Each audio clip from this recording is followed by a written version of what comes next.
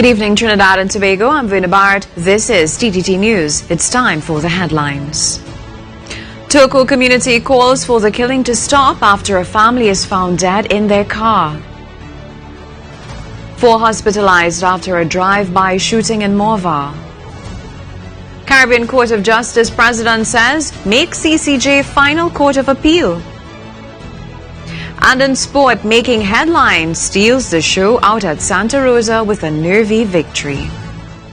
The community of Toco is mourning the gruesome discovery of 4 bodies on Friday evening in Toco. The incident has prompted Chairman of the Toco Sangre Grande Regional Corporation, Terry Rondon, to call for the killing to stop. Ian Wason and Ricky Gokul visited the scene in Toco to bring back this report. Scene of the horrific discovery, where a 7-month-old in a car seat was among 4 persons discovered dead in a vehicle on Hamburg Trace in Toco. Hamburg Trace, a popular thoroughfare that leads to the beach. The victims, identified as Barry Chun, Shalini Chun and infant Akila, all with marks of violence. Only the baby, identified as Jacob, is believed to have died by suffocation. Chairman of the Toco Sangre Grande Regional Corporation, Terry Rondon, says the killings have shocked the community. We are so God-fearing people. We could never believe that something like that will happen here. We are here all the time. When people come to this place, we try our best. Where this happened is just a mile from where thousands of people come for Carnival Easter to camp. Mr. Rondon reiterates that Toco is not a community that condones these kinds of activities. Toco is saying, stop this crime. We are appealing, stop this type of crime. The police will wait on the pathologist's report on Monday to classify the murders as a quadruple murder or a triple murder-suicide. Ian Wason, TTT News. 4 men are being treated at hospital for gunshot wounds following a drive-by shooting incident in Morva this afternoon. Their conditions have not been made known, but the incident is said to have occurred sometime around 1 o'clock this afternoon near Petunia Avenue along Coconut Drive. The shooting is being linked to another incident back on March 29th, which was caught on CCTV cameras. The same blue SUV is said to have been involved in that robbery in Morva. A man was beaten to death at his home in Couva on Friday night. 42-year-old Terry Eli of a squatting community in Savanetta succumbed to injuries sustained in a fight with a 34-year-old male relative. Eli was taken to the Couva District Hospital by the suspect, and he was treated and later transferred to the San Fernando General Hospital, where he died around 2 a.m. today. The suspect later turned himself into the police. Minister of National Security and Communications Stuart Young is reassuring citizens that the plan to register Venezuelans who are in Trinidad and Tobago legally and illegally is not a get-out-of-jail card for criminals. In a statement today, he says the registration card is not going to help anyone who is involved in criminality. If a Venezuelan who registers in this country commits a crime, that person will be arrested, charged, incarcerated and deported. According to Minister Young, Venezuelans who register will be searched against an Interpol watch list and other intelligence that will be provided by the Trinidad and Tobago Police Service and other areas of national security. He said, should an applicant appear on the watch list, that person will be denied a reprieve, detained and deported. He maintains the registration process is necessary because the government is cognizant of the trying and difficult circumstances that face Venezuelans. The minister says in these circumstances, failing to ascertain the number of Venezuelans who are here and in what numbers is not an option. President of the Caribbean Court of Justice, Mr. Justice Adrian Saunders, says he disagrees with any regional state going to another court for final appeal. Speaking at a media tour of the CCJ in Port of Spain on Saturday, Justice Saunders said the CCJ has the unique ability to be far removed while being close enough to understand intricacies of the matters before it. You don't need to be physically distant in order to be impartial. And indeed, you can be physically distant and partial.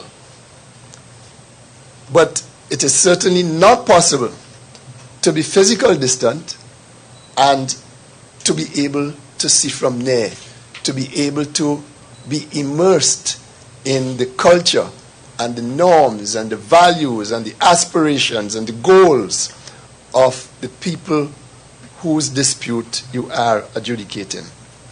As it stands, only 4 regional states subscribed to the CCG: Guyana, Barbados, Dominica and Belize.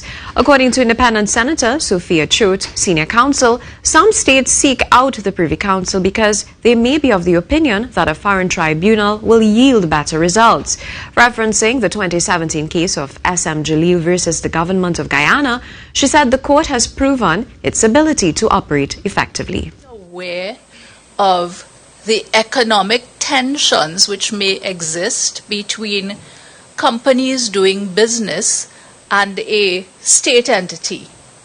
And the court was able to look at the law very deeply and to determine at the end of the day that the private company was entitled to be paid back the monies which had been incorrectly paid.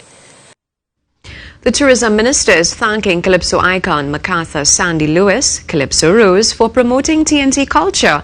Days before celebrating her 79th birthday on April 27th, Trinidad and Tobago's first female Calypso monarch and first female road match winner last night achieved another first by becoming the oldest Calypsonian to perform at the popular Coachella Valley Music and Arts Festival at Indo Empire Polo Club, California, United States.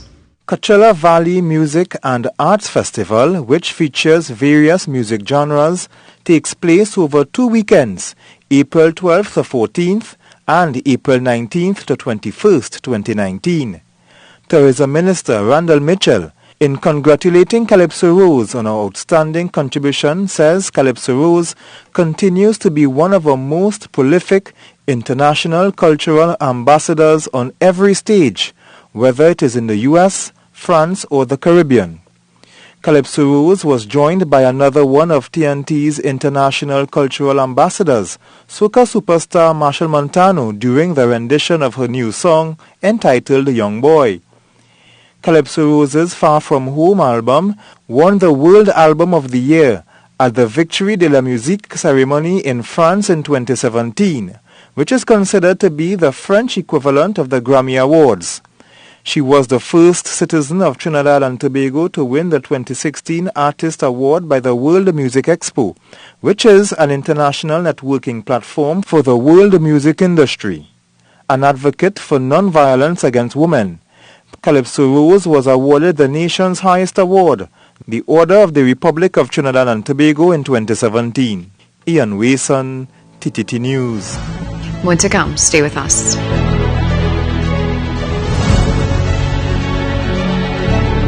Graduate in style for Next 99.1 FM's Next Level Grad. Class dismissed. Win the ultimate send-off party with DJs from Next 99.1 and entertainment from the stars. It's going to be the best night of your life. Next 99.1 FM's Next Level Grad.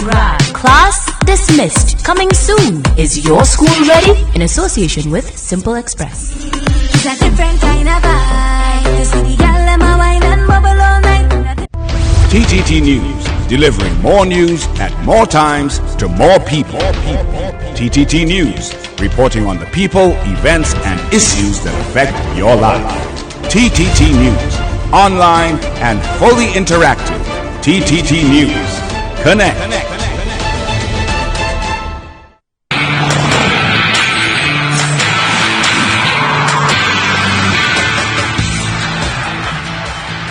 In some horse racing news now, making headlines made it 3 in 3 to steal all the headlines in the day's feature out at Santa Rosa Park.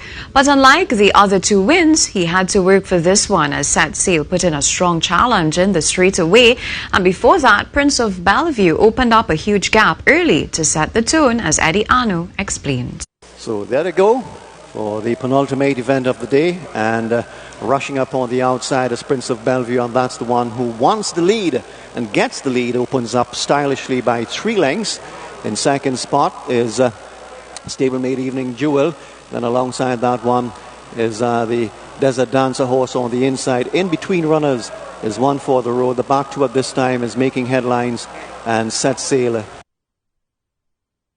So an interesting turn of events with the favourite at the back of the field, leaving himself plenty to do, but with a lot of time in which to get it done. And as suspected, by the time they reached the business end of the race, the headliner was in striking distance. As they come to the 400-meter marker, Prince of Bellevue still has a narrow advantage, but here comes Making Headlines on the outside now to put in his bid. Making Headlines takes over at the top of the home stretch, but he will have to deal with Set Sail on the outside.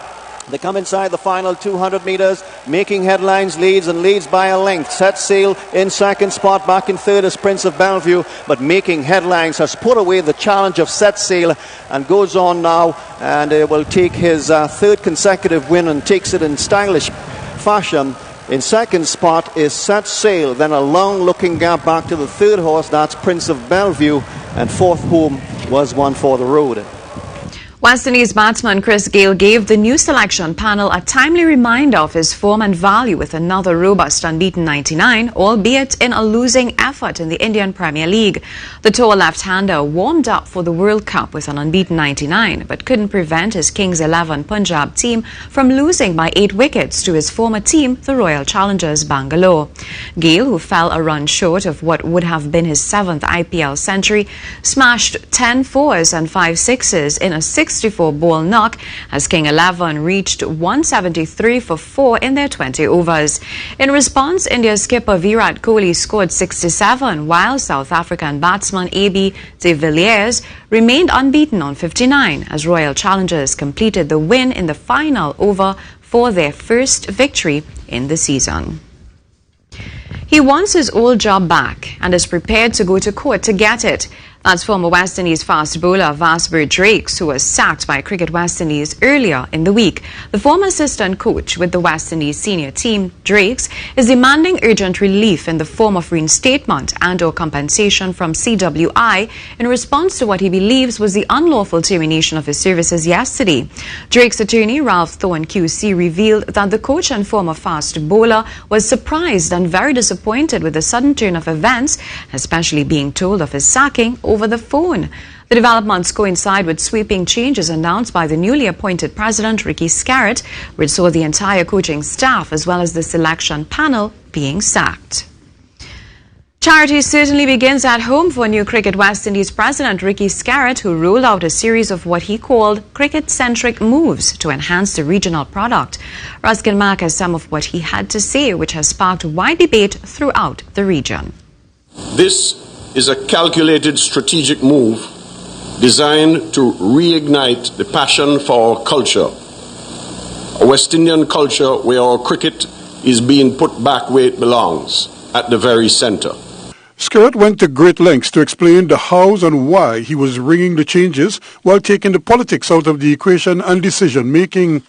All of our decisions are guided by a cricket-first mantra that was so readily welcomed by stakeholders everywhere, who told us to ensure that we would put the best available players on the field of play.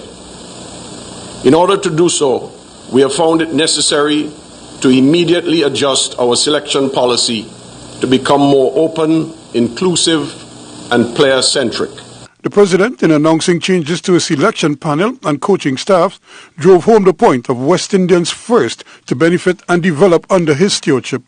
Our West Indian first policy is no disrespect to foreign coaches.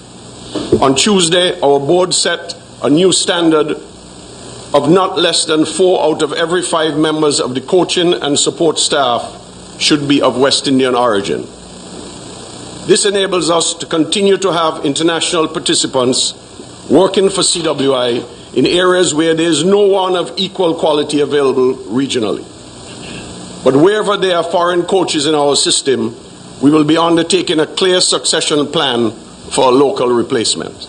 The challenge is to put out a new-look team that can win the World Cup or at least perform at a level that will satisfy the doubters, even if they fail to bring home the trophy. Ruskin Mark, TTT Sports.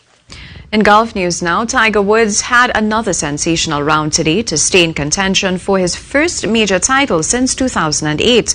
The 14-time major winner wasn't flawless, but made his luck to end the third round well placed on 4 under par for an overall score of -11 to trail by just 1 stroke entering the final day on Sunday at the Masters tournament in Augusta, Georgia. Tiger is chasing a 5th green jacket and is well placed to mount another Sunday surge to challenge the leader Francisco Molinari, who 13 under par with a 2-shot lead a short while ago. Tony Finau jumped 14 places after carding a stunning 64 to be joined second with Tiger on -11. He probably hasn't fully cleaned out his office at the Staples Center, but former LA Lakers coach Luke Walton is believed to have inked a deal to coach fellow strugglers, the Sacramento Kings, next season. A formal announcement is expected anytime this weekend after he held talks with Kings general manager Divac, the former Lakers star. Walton went 98 for 148 in his 3 seasons as head coach of the Lakers and had 2 years remaining on his 5-year deal. He finished his 3rd season with a frustrating and disappointing 37 for 45 record in a season that began with massive expectations after LeBron James' arrival. Divac fired Kings coach Dave Joerger on Thursday after Sacramento finished 39 for 43 this season, the most wins for the franchise since the 2005-2006 season. Pound for pound, King Vasyl Lomachenko was a massive favorite to retain his unified lightweight world title against mandatory challenger Anthony Crolla, and he did just that in dominating fashion Friday night at Staples Center. Lomachenko knocked out Crolla face first with a right hand in the 4th round in the main event before a crowd of 10,101. Lomachenko was as dominant as ever as he retained his title for the 2nd time. Crolla, a former title holder, was completely outclassed and offered precious little against the superior Lomachenko, who upped his record to 13 for 1. He will likely fight the dangerous Richard Comey next, now that he's fully recovered from a hand injury. Robert Haynes, the man who takes over from Courtney Brown as the new chairman of the selection panel, announced in midweek, is ready to get to work as soon as possible. He's also preaching fairness in the way players are scouted and given the chance to prove their readiness to play for the Windies. You have to look at the philosophy in terms of selection criteria that are required in terms of the new policy. And as the chairman of selectors, it is important that at all time I am fair and impartial in what I'm doing in terms of moving West Indies cricket forward. It will be a case where, as the chairman, I will sit down with Jimmy and other stakeholders in terms of the direction that we need to go. So when I sit with my board, or my panel, as we say, we could definitely look at the direction that we need to go in and make sure that we try at all time to select the best possible team to represent the West Indies. And it's also important that the coach and the captain, when we sit down to discuss cricket, that they have this freedom of expressing themselves, what is it they need in terms of players to represent the team, so we could sit down as a group, discuss this, and we could move forward. More to come. Stay with us.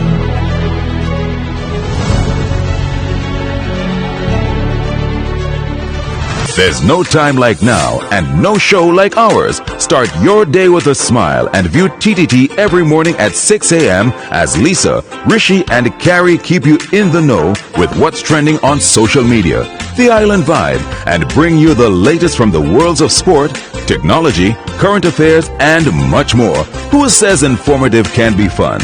Now, shaping tomorrow today, weekdays at 6 a.m. on TTT, Talk City 91.1 FM, and streaming live on Facebook at TTT Live Online.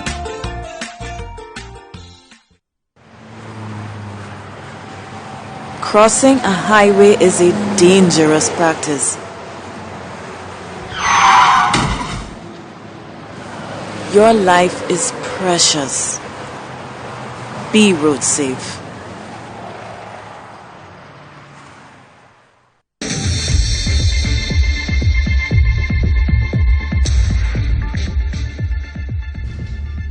And the weather forecast tonight, fair and hazy with a light breeze despite the odd shower. Tomorrow, mostly sunny, hazy, and at times breezy conditions despite the 20% low chance of few showers favoring the morning.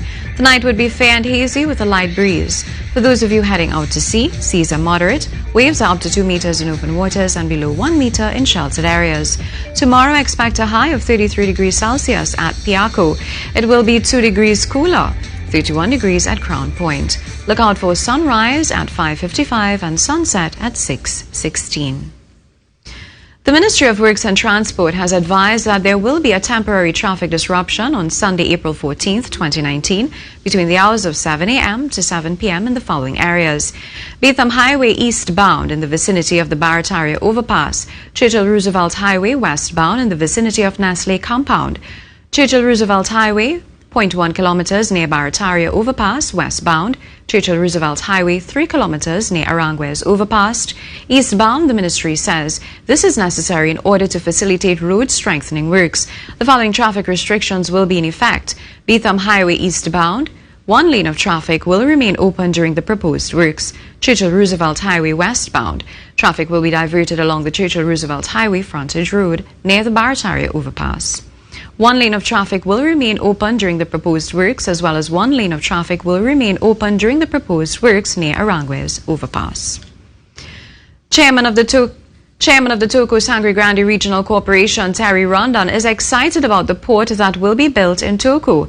Speaking ahead of a consultation at the community center on Friday evening, Mr. Rondon expressed his excitement about the port promised by the Prime Minister during the election campaign in 2015. That was put to the facilitators and by my people, that means the villagers, positive.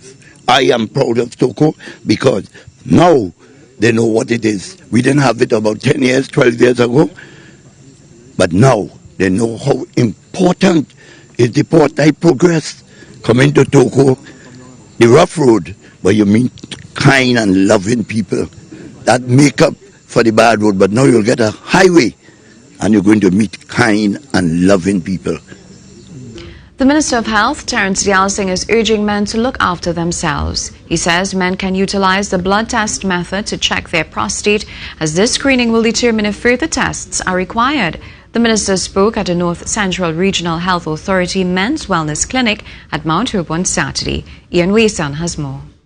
The clinic might have been held at the Women's Hospital, but men were in focus, as the North Central Regional Health Authority is encouraging men to look after themselves.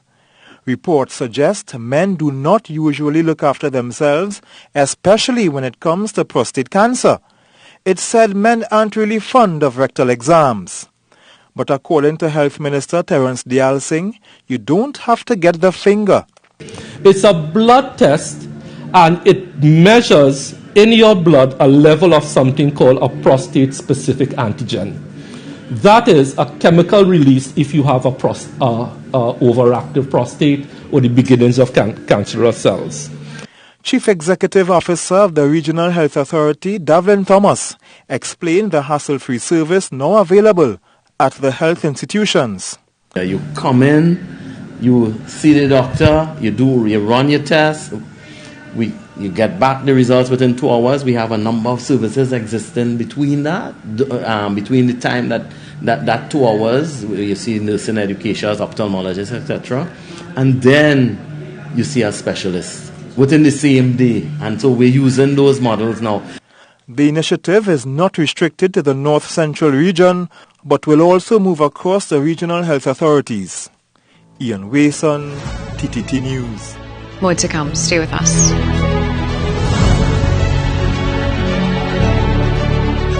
Dunamis Experience is a weekly presentation of the Montrose New Testament Church of God. It is Central Trinidad's fastest growing Pentecostal church. Here the Lord Jesus Christ is glorified and the congregation edified. Pastor B.A. Hamid has faithfully served this church for more than 4 decades. His weekly messages are powerful and anointed. Why not visit us and experience the difference in our worship services? Our church is committed to building your faith, your family, and your future. Easter Sunday, get lost in the world of award-winning films. Green Days by the River, April 21st at 3 p.m. Be viewing TTT to experience the breathtaking film adaptation of Michael Anthony's beloved novel, voted People's Choice for Best Narrative Feature at the Trinidad and Tobago Film Festival, recipient of the Carmichael Award for Exceptional Storytelling at the Barbados Independent Film Festival. Green Days by the River proves that locally produced films will captivate you and transport you to other worlds. A tale of love, loss, and intrigue. Green Days by the River premieres April 21st only on TTT.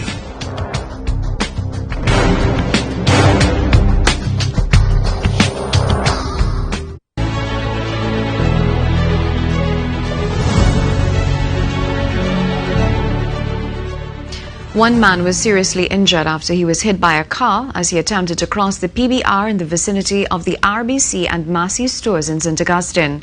Eyewitnesses say just after 5 a.m. on Saturday morning, the man was crossing by the traffic light when he was hit by a car which was heading east. The driver lost control of the car, which flipped before landing a few meters away. The driver escaped unharmed. A policy to reintegrate persons who suffered an injury on the job which led to disability back into the national workforce. The proposal comes from Executive Officer of the Trinidad and Tobago Blind Welfare Association, Kenneth Surratt. He was speaking at the launch of the Braille adaptation to the National Workplace Policy on HIV and AIDS at the NALIS in Port of Spain on Friday. Whenever someone goes or gets disabled on the job, we could have a training program, a rehabilitation program to get that person back into the workplace. It will cost the state cheaper to go that way than to send someone home on either disability grant or invalidity benefit. His recommendation was accepted by Labour Minister Jennifer Baptiste-Primus, who was also in attendance at the event. The development of such a policy, we will collaborate with the Ministry of Social Development and Family Services to develop this policy, which, as you stated, would prevent discrimination and most of all reduce dependency on the disability grant. The Ministry of Labour has proposed a policy to curb sexual harassment at the workplace. Among the initiatives is a hotline for people who want to report sexual harassment on the job. Once implemented, this hotline will also receive complaints from migrants and domestic workers. Speaking before a Parliamentary Oversight Committee on Friday, Labour Minister, Chief Labour Relations Officer Sabina Gomez detailed aspects of the policy. The focus was on how workers are and will be further protected. However, a call also came from the Equal Opportunity Commission Chairperson Lynette Seabaran-Sweet for any policy to deal with non-disclosure agreements where employers pay off victims who are forced to keep silent. And before we go, a recap of the headlines. Toco community calls for the killing to stop after a family is found dead in their car. 4 hospitalized after drive-by shooting in Morvar. Caribbean Court of Justice President says make CCJ final court of appeal. And in sport, making headlines, steals the show out at Santa Rosa with a nervy victory. And that's how we end our TTT News Report. On behalf of all of us here, I'm Bruna Barath. Have a good night.